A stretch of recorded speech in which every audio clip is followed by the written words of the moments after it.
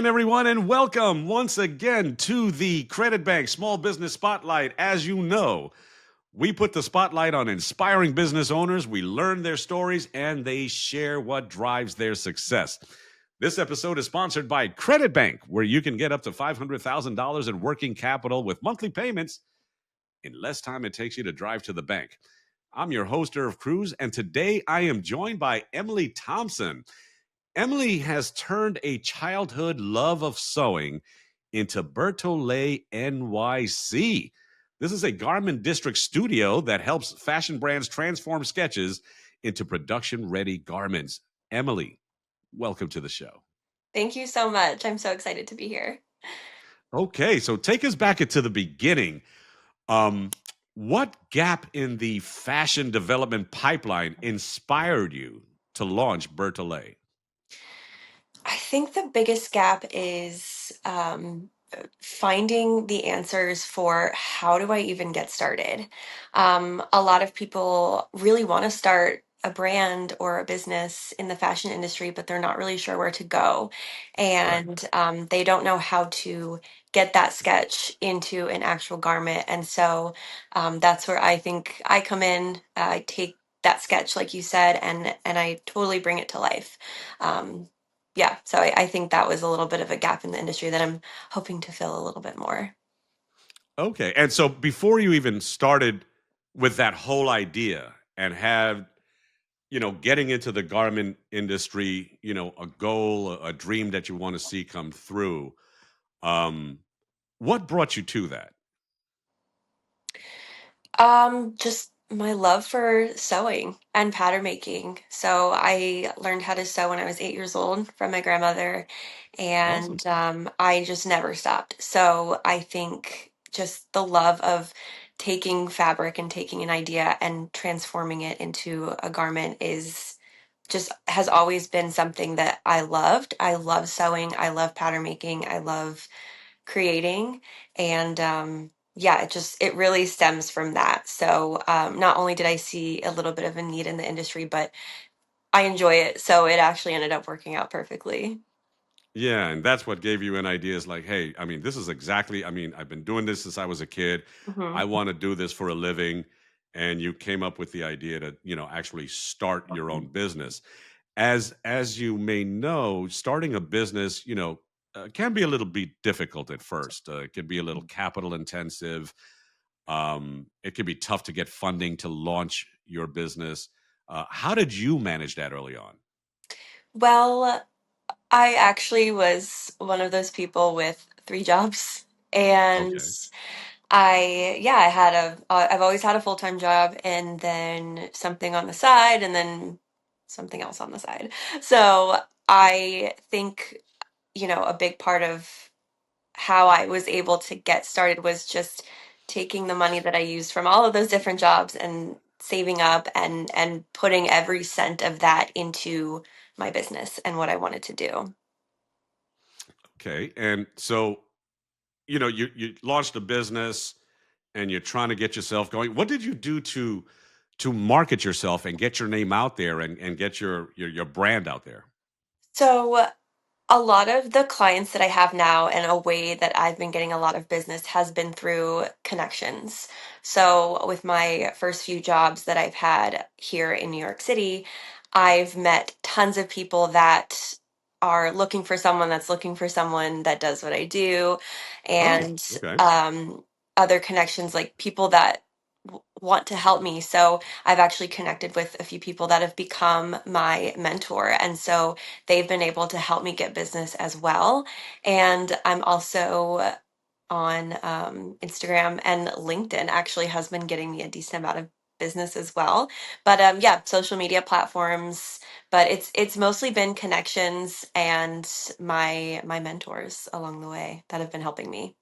Yeah, yeah, and I think that's important when you're first starting out because uh, you start off wearing too many hats, and it's kind of cool to know that you have assembled, uh, somewhat of a team. I know they're mentors and not part of your business team, but you're part of your team nonetheless. And I think it's important to have that guidance to help you get through what you need to do to, launch your business and see that vision come into reality.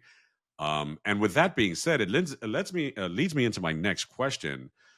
What would you say your biggest hurdle at that time and now is, and what do you do to overcome those hurdles? There's a couple hurdles. Do share. I think obviously the the biggest one is continuing getting clients and making sure that I sort of maintain the relationships that I do have. A lot of times I have clients that come in and they want to start a brand, and I work on a couple of their pieces, and I don't really hear from them for a while. So I think the hardest thing is to try to maintain those same clients and keep them coming back. Um, and I think another thing is just learning how to delegate. I think learning how to be a leader is something that's not very easy to learn. And it's Right. something that I feel like I'm okay at, but it's definitely something that I always need to be working on, is just being a good leader and a good business owner and having the best interest of my clients. Sometimes it's easy to feel selfish and to just want the sale and want the money, but I always have to remind myself that I'm doing this for people that want to start this dream. And I have to remember this is somebody's dream, like I said, and Right. that's always really tough to make sure that I'm being as intentional as possible, and that I'm actually really, not that I don't care about the clients, I obviously care, but just making sure that I'm like very intentional about that, Right. and that they're walking away happy. So, um, yeah, just to name a Yeah, couple. that's the driving force. Yeah. That reminds you of your why, each and Hmm. every day. So share with us the process. So a client comes to you and they have a sketch. So Hmm. how does it go from sketch to the end product? What is that process like, and what are some of the challenges therein? So, a lot of times I get people that come in with a sketch and it's of something that they can't find in the store. Maybe they've talked to a factory or a pattern maker before, and it's just not something that they can get in a physical garment. And they're like, I like this part of this garment, but I like this part of this garment. And so the first thing that I do is I pick out as many details as I can from the client. What do you like about this? What don't you like about this? Do you want it flowy? Do you want it stiff? Do you want it this? How do you feel about it being more structured here? Do you want it long sleeve, short sleeve? So I'm asking all of the questions. I like to get to know what they're making so that I can present them with different swatches of fabrics and different trims and things like that, so that they can choose and make all of the decisions for themselves. After that, I get their measurements or whatever measurements they want to use for that garment. I make a mock-up. So it's something called a muslin, and it's just a very, very cheap cotton fabric that's undyed, untreated, and you use that to make the prototype of the garment. So I make the Hmm. prototype, I do the fitting. I make sure the fit is perfect. If the fit is not perfect, we will keep working on that muslin and that prototype until it is absolutely immaculate. Once we're happy with the fitting and how everything looks, that silhouette, then I start making it out of the final garment. So between the muslin and the initial fitting, I make something called a pattern. So a pattern is a paper blueprint of the garment. So Okay. I plot out the points that I need to on paper. Then you take that paper, you cut out fabric from it, and then you make the prototype. So I make adjustments to the pattern as needed. And then once, of course, we get that perfect silhouette, then I'll make it out of the real fabric. So I'll adjust that pattern, take that perfect pattern, and create the perfect garment from all of those fittings. And then so then they have their sample, and sometimes they just want that sample and they're good, and they're, have a nice day.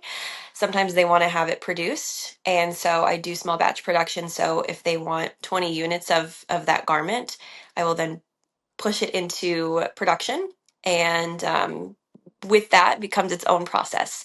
So you have to get all of the sizes made of that pattern, and you have to figure out how much fabric you need, how much trim you need, the Right. assembly line, how we're going to put it together in a timely manner. And then after that, it gets packaged and sent to wherever it needs to go. So yeah, and then after that, it's something that I'm willing to help with and offer guidance on, but how to get your garment into like a store or a boutique, or how to market it. So um, I sort of I get a little bit more in depth with the client versus just taking the garment, making it, and then giving it back, and then letting them deal with the rest of it. So it's quite a bit of a process, but it's a lot of fun. Yeah, so I guess that is the process of translating a designer's mood board into a pattern that factories can follow. Yes. Yeah, okay. And I understand, I saw in your profile that you did a little study in Paris. Tell us about that. Yeah, so I studied abroad for a semester at Paris American Academy. So they are a couture school. So haute couture is like high fashion in Yeah, Paris. And yeah. so my teachers were like, they worked for Yves Saint Laurent for 30 years in the fashion house, or some of them worked at Dior. Like, these crazy talented teachers were teaching me how to basically hand sew every garment. So everything's hand sewn, everything's like Hmm. very meticulous. If it's wrong, you got to take the whole thing out. So I really learned to perfect my craft, because you can't tell them no. You just have to do what they say, and you have to take out the garment if it doesn't look good. But they really focus on precision and making things absolutely perfect. And I really, really admired that. And I think about Paris a lot, my time in Paris a lot. And I always think, what would this teacher think if they saw this garment? Maybe they wouldn't like it. So why don't I change it, make it a little bit more perfect? But yeah, it was an incredible experience. It's a little scary because they do not mess around over there. Yeah, they're But very meticulous. they're very meticulous, which is great, which is why it's Paris. So, but yeah, I had a wonderful time. It was such a privilege to be there. Yeah. And how long has Bertolet been in business? I would say it's funny. So I originally had my brand as a clothing brand. I wanted to do a clothing line. Right. And so that started in 2022, so maybe about 3 years ago. And then I did that for about a year and a half. And then I realized I enjoyed the making more than the designing. So then about a year and a half ago, I started freelance pattern making and sewing. And then from there, I kept getting more and more clients, and finally turned it into a business. So maybe a year and a half, maybe 3 years. I'm not quite sure. Okay. So when you look back to your experience in Paris, to the launch of your business and seeing that dream come into reality, what can you share with us, as being your absolute proudest moment or your greatest achievement thus far? My greatest achievement. I think I have two. The first one is I made a garment for an Olympic athlete. Her name is Olivia Dunn. I worked with someone I'm f- named, I'm a little familiar with that name. yeah, What does she do? she's a gymnast. Right. Yeah. She's a gymnast. Yeah, I thought so. So, yeah, so I worked with, her name is Kristen Uchek. She is I call her the queen of puffer jackets, but her husband plays for, oh my goodness, I believe the 49ers. Hmm. And she's made tons of jackets and things for like Taylor Swift, Taylor Lautner. So she's just like incredible. She has her own brand now. But I actually made a connection with her, and she asked me if I wanted to make this garment for Olivia Dunn for the Olympics in Paris. So Kristen designed the outfit. I brought it to life. So that was amazing to see like something that I had my hands on and I was making in Paris for the Olympics for this like amazing athlete. I would say that was like a crazy, amazing accomplishment. And my second one is from a couple months ago. I finally moved into my first physical studio. So before that, I was just living out of like huge bags and just carrying Right. things here and there and taking up as much space as I possibly could. But I finally have my own space. And in 2 or 3 months, Congratulations. thank you, I have outgrown it and I'm actually moving into another space in a few weeks. That's twice as big because I need the space. So. And that's really got to be not inspiring to yourself, and giving you just a heightened sense of achievement, because when you think about where you started and having to lug stuff around, and now you're moving into a location where I guess it would make production even more efficient, safe to assume. Oh, That's definitely. fantastic. So that's that next step in your journey. So let's take it a little further. Where do you see the business in the next 2 years? Do you have any immediate growth plans on top of what you've already shared with us? Absolutely. I just I see myself doing exactly what I'm doing, but on a much larger scale. So right now I have one room that I work out of, and I would love for that room to be 5, 6, 7, 10 times as big as it is right now. And I have 4 staff, and I would like to have more. And I really see myself being sort of someone that is known to help these different brands and different people bring their vision to life. And I just see lots of growth. Honestly, it's been happening very fast in the past like 6 months. That I feel like what's happening is amazing. And if it could just be bigger, more clients, more staff, more space, more machines, that would be that would be fantastic. Yeah, and that growth, of course, has to happen in steps. You don't Yeah. go from here to here. Hmm. So if you had the proper resources in place, whether it's financing, more teammates, even bringing on more mentors to expand, your knowledge of the business overall, um, you had the resources in place. What's the very first thing you would change in your business, say like tomorrow, if all of those resources and that support was in place? I think, I mean, I would, hmm, that's a good question. Yeah, like I, where would you start to climb that, to take that next step? I think the first thing I would do is I would probably hire more staff.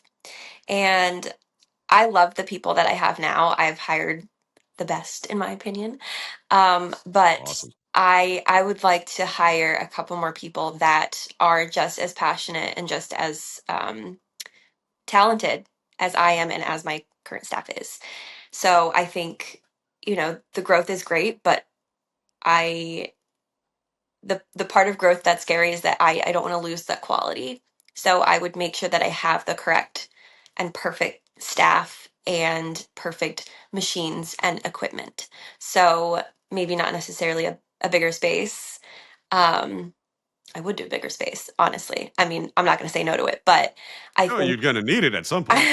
yes, I think the first thing would be to just get the best equipment that I can and either take more time into like really training the staff that I have and hiring more people that are just like them and just like me.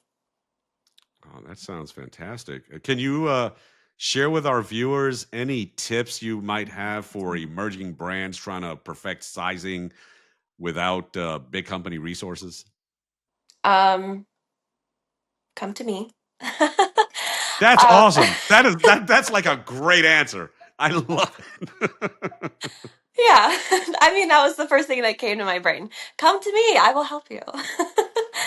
That's great. So um, let's stay on that. So for those, first of all, thank you for sharing with us, about Bertolet and your process and your journey. For those that do want to connect with you and follow you, how would they find you? Sure. So I'm on Instagram, so it's Bertolet NYC, BERTHOLLET NYC. And then that is also my website, bertoletnyc.com. And yep, there she is, where your vision meets precision. I really love that little tagline.